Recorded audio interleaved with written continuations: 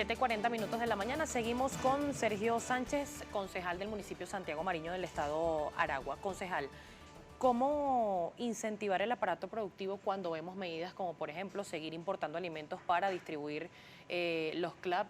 Hay ejemplos anteriores de expropiaciones de empresas que no fueron productivas o que no son productivas. Al menos algunos productos se pueden ver en los anaqueles de Lácteos Los Andes, por nombrar un ejemplo, pero hay empresas de café y no se ve Café Fama de América. Kimberly-Clark, que es uno de los ejemplos más cercanos, tampoco se ve esta producción. Fíjate, hay algo que es importante que los venezolanos comprendamos a detalle, todos los venezolanos, desde el borrachito que está en la plaza hasta la monja en la iglesia. Mira, Venezuela fue un país productor de café y cacao, incluso en café era el tercer productor del mundo hasta finales del siglo antepasado. Cuando en Colombia no había una mata de café, ya Venezuela tenía el tercer puesto del mundo en producción de café y cacao. En 1917 aparece la ley de hidrocarburos y el petróleo aparece en la escena venezolana con mucha fuerza. Y particularmente en 1945 sale con Medina Angarita la ley de impuestos sobre la renta petrolera y el petróleo aparece con casi el 90% del ingreso nacional. Es decir, un país que vivía de café y cacao rápidamente comenzó a vivir del petróleo. El petróleo tiene una característica que, a pesar de que genera un crecimiento económico muy grande, no genera un desarrollo de la economía. Es decir, tenemos mucho dinero que no es producto del desarrollo de la industria, del campo, de la tecnología, de la ciencia. Y vivimos muy bien durante 100 años, hasta el año 2012-2013, donde comienza el petróleo, por razones estructurales del sistema capitalista, el petróleo comienza a bajar y el petróleo no va a subir. Eso es lo primero que debemos entender los venezolanos. El petróleo no se va a volver a colocar en 120 o más barriles dólares por barril, no va a volver a ocurrir. Entonces un discurso del presidente Maduro que los precios del petróleo van a mejorar. Subir, están en 46 ahorita, puede subir a 50, 52, pero no a 120, no va a ocurrir, porque bueno, hay desarrollo de la tecnología, porque un carro hace 10 años, 20 años, con un litro te recorría 7 kilómetros y hoy te recorre 20 kilómetros, porque la energía solar, gracias a Dios, se está desarrollando cada vez más, porque si sacásemos todo el petróleo que está bajo la tierra y lo lanzamos a la atmósfera, bueno, el calentamiento global nos acabaría por un conjunto de razones.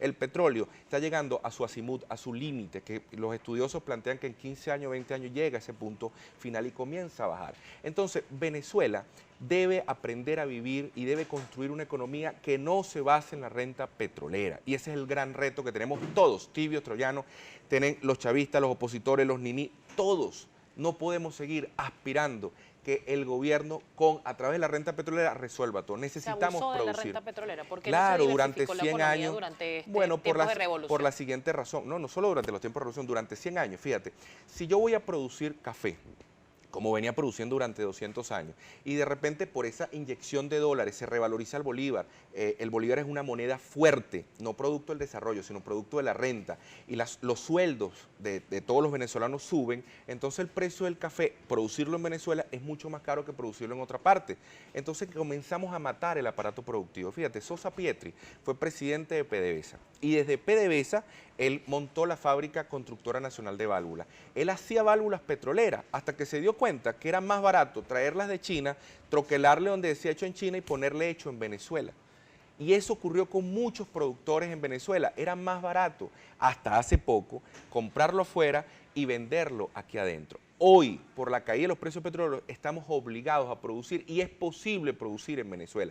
Así que es traumático lo que está ocurriendo, pero es una oportunidad de oro para los venezolanos para desarrollar la creatividad con la ciencia, con la tecnología y producir. Eso es lo primero que hay que decir. Entonces, en esta coyuntura, obviamente, necesitamos importar. Necesitamos importar porque no estamos produciendo los alimentos que requerimos, necesitamos comprar en el extranjero. Ahora, no podemos hacerlo indiscriminadamente como se hizo anteriormente con el Ministerio de Alimentación, en donde esa importación que traía el Ministerio saboteaba a los productores nacionales. Y eso ocurrió en Venezuela. Y entonces esa importación, muchas veces ligada al negocio de los dólares en el Ministerio de Alimentación, especialmente con el señor Osorio, cuando estuvo al frente, afectó a los productores del campo. Bueno, nosotros necesitamos comenzar a revertir eso y es posible ahorita por la situación que tenemos con el precio del dólar. ¿Por dónde comenzar, diría yo? Bueno, nosotros ¿Y en qué tiempo se lograría la solución? Porque el hambre no espera. Ajá, el hambre no espera. lo estratégico es desarrollar el aparato productivo, pero eso no lo hacemos en 2 años. Eso toma tiempo industrializar.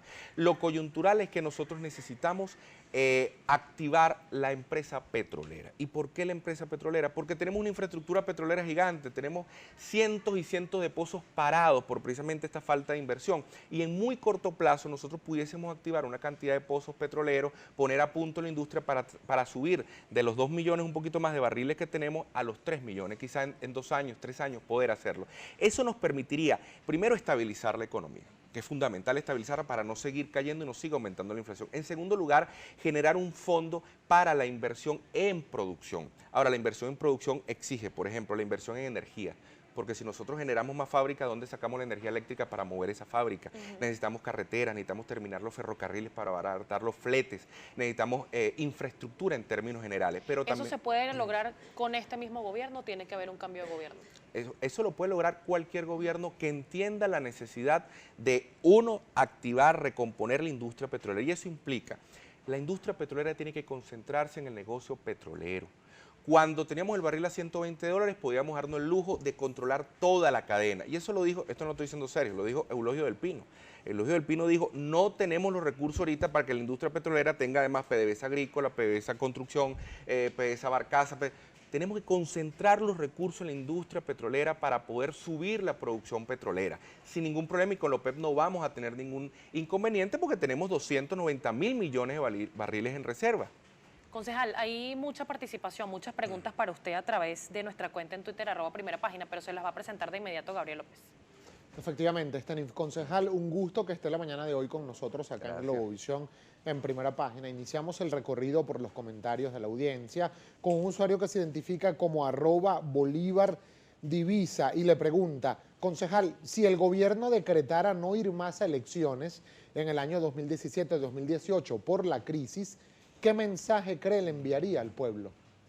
No, bueno, un mal mensaje. O sea, nosotros, esta es una revolución democrática y debemos convencer en vez de imponer. Eso lo dijo el presidente Hugo Chávez y yo como chavista reivindico lo que dijo el presidente Chávez.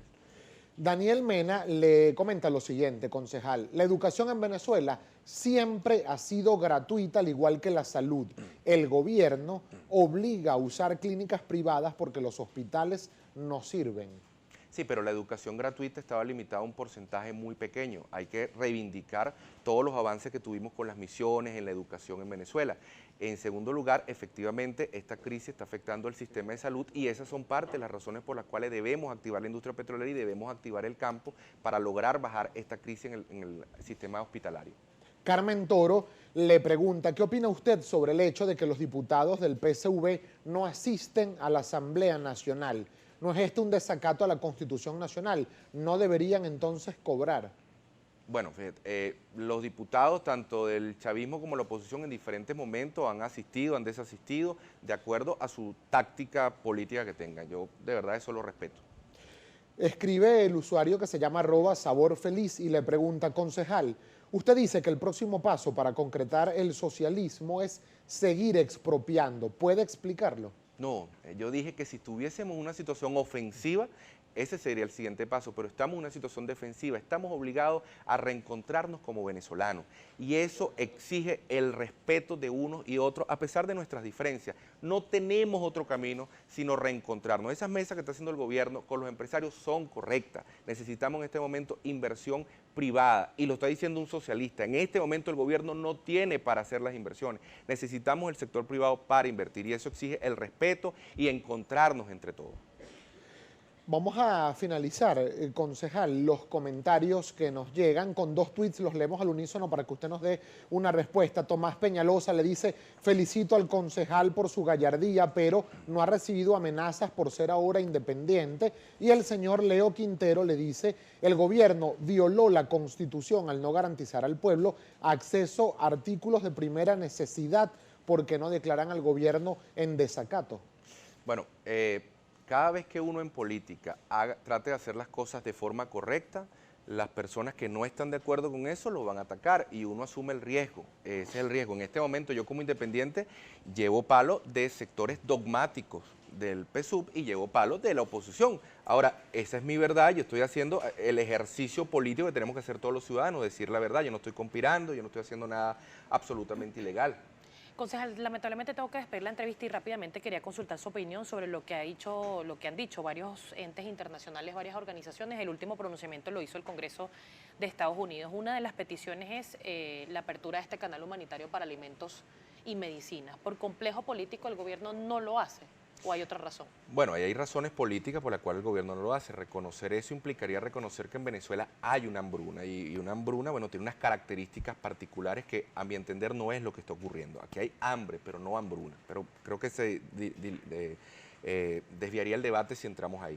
Lo que sí es cierto es que Venezuela en este momento necesita inversión. Necesitamos inversión para la industria, necesitamos inversión para el campo, pero inversión localizada, inversión controlada. No se trata de irnos al neoliberalismo, de que venga, sálvese quien puede y venga donde quiera invertir. No, no, no. Se trata de que el gobierno determine cuáles son las áreas donde hay que hacer inversiones, las controle y en conjunto con el sector privado y en conjunto con el sector popular, las comunas, comencemos a diversificar el aparato. Ahora, esos son en etapas. La primera etapa es generar confianza y activar la industria petrolera y el campo. La segunda etapa es comenzar a activar las inversiones que necesitamos para la industria que va a tener, digamos, en 2 años, 3 años, esa repercusión. Y para eso, mire, yo escuché algo recientemente del general Rodríguez Torres que me pareció correcto en una entrevista que le hicieron. Nosotros necesitamos avanzar en el reconocimiento y el perdón de nosotros como venezolanos. No va a estabilizarse jamás la economía si estamos en un conflicto y una guerra fratricida o, como diría Gramsci, en un empate catastrófico de todas las fuerzas. Necesitamos reconocernos, necesitamos perdonar aquellas cosas que no hicimos de manera correcta y necesitamos, con nuestras diferencias, yo soy chavista y reivindico a Chávez, pero necesito entenderme con el otro porque en Venezuela estamos todos y en este barco estamos todos, no podemos jugar a que se hunda. Muchísimas gracias. No, gracias a ti. Gracias concejal Sergio Sánchez del municipio Santiago Mariño del estado Aragua por acompañarnos acá en Primera Página. Ponemos un alto en esta entrevista y nos vamos contigo nuevamente, Gabriel. Información importante. Efectivamente, Stenifa, hay información de último minuto que chequeamos de inmediato en nuestro sitio de internet www.globovision.com. Lamentablemente, un volcamiento en Tazón dejó una persona fallecida. La información la suministra en su cuenta de Twitter el director nacional de Protección Civil y Administración de Desastres, Jorge Galindo. Informó que en la madrugada de este jueves hubo un volcamiento de una unidad de carga tipo camión Iveco que dejó una persona fallecida en el kilómetro 4 de la autopista regional del centro, sentido Caracas, a la altura de Fospuca en Tazón. Además, señaló el director de Protección Civil que en el lugar del accidente ya actúan funcionarios de la Guardia Nacional Bolivariana y también de Protección Civil. Allí ven algunas fotografías de este lamentable accidente que, repetimos, está en la bajada de Tazón, que hasta el momento ha dejado como saldo una persona fallecida. Así que a tomar entonces precauciones con respecto al tránsito en este punto de la autopista regional del centro, ya entrando a Caracas. Nosotros vamos a estar también atentos a esta información. De inmediato pasamos a conocer noticias en materia internacional con Francis. Así es, Gabriel, nosotros continuamos y avanzamos hacia Argentina porque el presidente de ese país, Mauricio Macri, compareció ante el Congreso de su país este miércoles. Se refirió específicamente a temas como la economía y prometió combatir la corrupción. Mientras repasó los ejes de su primer año de gestión, el mandatario aseguró que su gobierno comenzó a normalizar el sector energético en el país después de una década de despilfarro y corrupción, al tiempo que anunció crearía un sistema transparente y abierto para mitigarlo. Pedí a la Oficina Anticorrupción que cree un mecanismo para separar mi actuación ante cualquier suspicacia frente a un potencial conflicto de intereses.